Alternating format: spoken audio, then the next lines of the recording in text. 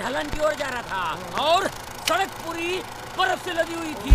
Road कभी इधर चले कभी उधर चले, कभी इधर चले कभी उधर चले, हम दोनों तरफ से। अगर मैं आपसे पूछूं कि आपने फिलहाल में कौन सा कॉमेडी मूवी देखा है या फिर ऐसे कौन सा कॉमेडियन है जिसने आपको खूब हंसाया है, तो वही पुरानी मूवी आपको याद आएगा। आजकल कॉमेडी मूवीज़ के नाम पर हमें क्या परोसा जाता है? मूवीज़ लाइक कूली नंबर 1 की रीमेक, जिसमें वरुण धवन धीमे आंच पर भुने हुए गोविंदा लगते हैं। जुड़वा 2, हम शकल, हाउसफुल 3 ये कॉमेडी कम हॉरर ज़्यादा लगती है। क्या आजकल ऑडियंस को कॉमेडीज मूवीज़ देखना पसंद नहीं है, जिस वजह से मेकर्स बनाते नहीं है?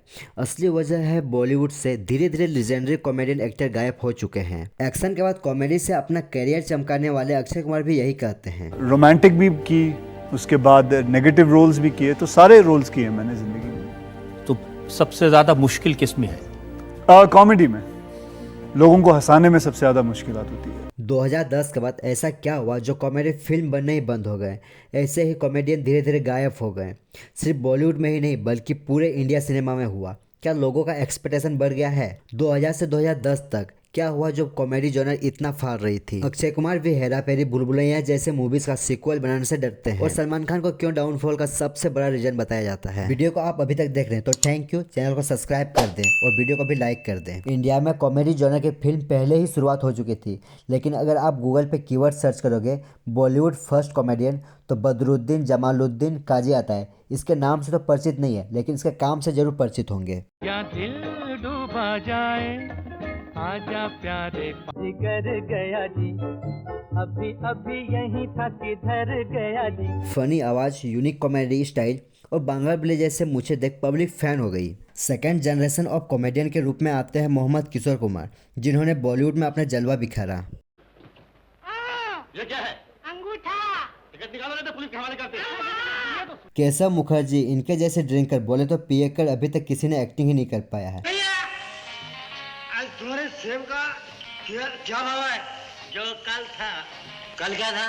जो आज है। आज कल आज कल ठीक है, मैं परसों आऊंगा। वह टाइम था जो अपना अजीबोगरीब फेस बनाकर लोगों को हंसाते थे। कहीं ना कहीं वो उस टाइम का लेजेंडरी एक्टर चार्ली चैपलिन की वजह से आया था। आप जॉनी लीवर की ये बात को ध्यान दें। हमारे लोग किशोर कुमार, हमारे गुरु लोग जो है बड़े, जॉनी वाकर साहब, किशोर कुमार साहब, महमूद साहब, जगदीप साहब, है ना, ये हमारे बड़े थे। इनको हम देख देख के बड़े हुए, समझे कि नहीं? और ये लोगों को हमने देखा, ये लोग एक्स्ट्राऑर्डिनरी थे, जीनियस लोग थे। हमें लगता है हम क्या करेंगे इनकी बात, ये इतना कुछ कर दिया, हम क्या करेंगे यार? अपना स्टेज का करते रहो, मिमिक्री जो है मिल रहा है खा लो, निकल लो, अपना कोई काम नहीं। 2000 तो गोल्डन इरा था। डेविड धवन ने गोविंदा, सलमान खान और अक्षय कुमार के साथ कई बार कोलैब किया। हीरो नंबर 1, कूली नंबर 1, जुड़वा, मिस्टर एंड मिसेस खिलाड़ी जैसे आइकॉनिक मूवी दी। 2000 को कॉमेडी का गोल्डन इरा इसलिए भी कहा जाता है क्योंकि इस टाइम बहुत ज़्यादा क्वालिटी इंप्रूव हो गई थी, साथ ही क्वांटिटी भी। और 2000 को गोल्डन इरा बनाने के पीछे उस टाइम के ग्रेट कॉमेडी डायरेक्टर्स की कॉमेडी मूवी के क्वालिटी को इम्प्रूव करने के पीछे उस टाइम के ग्रेट डायरेक्टर प्रियदर्शन, जिन्होंने अपना मलयालम मूवी के रीमेक पर कई गुना मेहनत की। आपको जानकर हैरानी होगी कि भूल भुलैया, हेरा फेरी या भागम भाग ये मलयालम मूवी की रीमेक है, लेकिन हमें घंटा भी फर्क नहीं पड़ता है क्योंकि हम लोगों ने कभी ओरिजिनल देखा ही नहीं है। प्रियदर्शन सर की एक खासियत है, वो अपने एक्टर को कभी रोकते नहीं थे।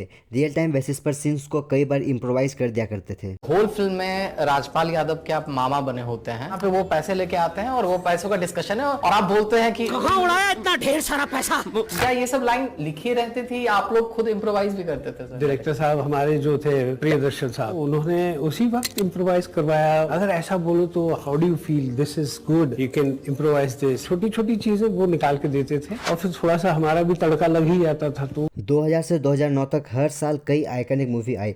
वजह थी डायरेक्टर कई घंटों तक डिस्कस क्या करते थे और सीन्स को कई अलग अलग तरीके से परफॉर्म कर दिया करते थे। अक्षय कुमार, जिसे किंग ऑफ कॉमेडी कहा जाता है, इसने भी इम्प्रोवाइज के बारे में कहा है। जब आप विकेट सानी के लिए शूट कर रहे थे, आप सच में विकेट सानी थे अंदर से शूटिंग के दौरान? Actually, if you see even De Dhanadhan, Bhagam Bhag, Wicket Sani, Raju of Hera Fairy, they are of the same genre. Law of dialogues, he also knows that जो आप फिल्मों में देखते हो ना, वो लिखे हुए नहीं होते, ऑन द स्पॉट, वो मेरे अंदर से निकले हुए होती है। और you can figure it out, you can say कि ये राइटर नहीं है, क्योंकि कोई राइटर लिख नहीं सकता। इसके बाद आते हैं ईरानी साहब, जिन्होंने मुन्ना भाई जैसे आइकॉनिक कॉमेडी मूवी दी और कॉमेडी का एक स्टैंडर्ड सेट कर दिया। इनका मूवी में कॉमेडी के साथ साथ खाली फोकट ज्ञान भी मिला। उसी समय रोहित शेट्टी और अनीस बाजमी जैसे डायरेक्टर ने अपना पहचान बनाया। गोलमाल, वेलकम और नो एंट्री जैसे आइकॉनिक मूवी दी, जिन्हें आप अभी भी वीकेंड पे देखना पसंद करते हैं। नीरज बोरा जैसे screenplay and dialogue writer, Bhool Bhulaiyaa, बादशाह जैसे मूवी का डायलॉग और स्क्रीन राइटिंग की। क्या अब हमारे पास ऐसे मेकर्स नहीं है? देखो, उस टाइम वाली ग्रेट डायरेक्टर प्रियदर्शन, रोहित शेट्टी, हिरानी और अनीस बाजमी साथ ही बेस्ट कॉमेडियन एक्टर थे, लाइक जॉनी लीवर, राजपाल यादव, संजय मिश्रा, परेश राव और गोविंदा, जिनकी कॉमेडी टाइमिंग बहुत अच्छी थी। एक कॉमेडी जॉनर के मूवी को अच्छा बनाने के लिए एक एक्टर बहुत बड़ा इंपॉर्टेंट रोल प्ले करता है। देखो, दूसरे जॉनर के मूवी में एक्टर अगर अच्छा काम ना भी करे तो लगभग डायरेक्शन और राइटिंग मूवी को संभाल लेती है, बट कॉमेडी मूवी में कॉमेडी एक्टर की कॉमेडी टाइमिंग पर बहुत ज़्यादा डिपेंड करती है। कॉमेडी करना सबकी बात नहीं है। आजकल हमें परेश रावल, जॉनी लीवर और राजपाल यादव जैसे कॉमेडी एक्टर शायद ही देखने को मिलता है जो इन सब का लेवल को मैच कर सके। अब यह सब मूवी का आइकॉनिक रन 2009 तक ही रहा। उसके बाद कॉमेडी का मेजर डाउनफॉल आया। 2000 से 2009 तक बोलबाला रहा, बट 2009 में कॉमेडी मूवी का डाउनफॉल स्टार्ट हो गया। इसका मल्टीपल रीजन हो सकता है, बट पहला रीजन सलमान भाई बात तो सुन ले।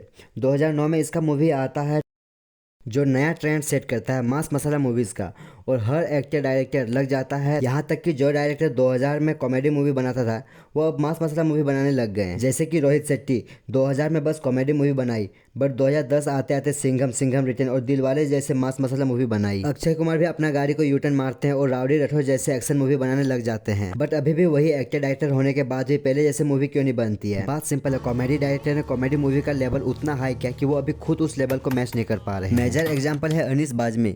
इसने वेलकम बैक बनाई, पर इनकी वेलकम के कंपैरिजन में 50% भी नहीं रही। इवन गॉड ऑफ कॉमेडी कहे जाने वाले प्रियदर्शन ने भी हंगामा 2 बनाई और ये भी हंगामा के आसपास भी नहीं रही। फिर आते हैं इन सबको टक्कर देने रोहित शेट्टी, और इन्होंने भी बनाई सर्कस। ऑडियंस थिएटर आते हैं हेरा फेरी जैसे मूवी का एक्सपेक्टेशन लेकर, लेकिन इनके साथ ही हेरा फेरी हो जाती है। इसके बाद आता है वल्गर कॉमेडी का दौर। मस्ती, क्या कूल है हम, ग्रैंड मस्ती, इन सब ने कॉमेडी का ऐसी की तैसी कर देती है। यहाँ की करंट स्टूडेंट, और मुझे ड्यूटी दी गई है तो मेक श्योर कि आपको किसी भी चीज की तकलीफ ना हो।